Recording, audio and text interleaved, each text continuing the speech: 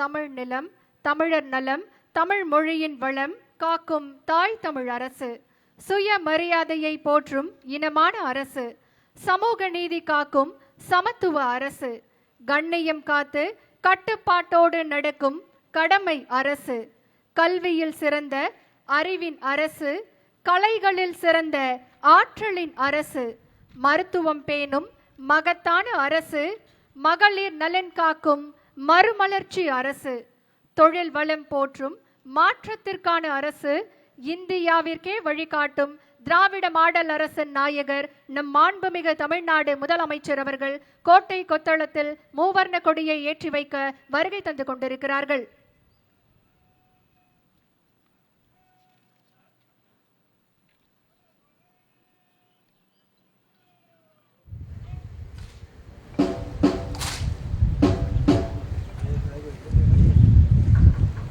ஆயிரத்து 1974 ஆண்டு மாநில முதலமைச்சர்கள் விடுதலை திருநாளில் கொடியேற்றும் அங்கீகாரத்தையும் உரிமையையும் பெற்றுத்தந்தவர் முத்தமிழ் அறிஞர் டாக்டர் கலைஞர் அவர்கள்.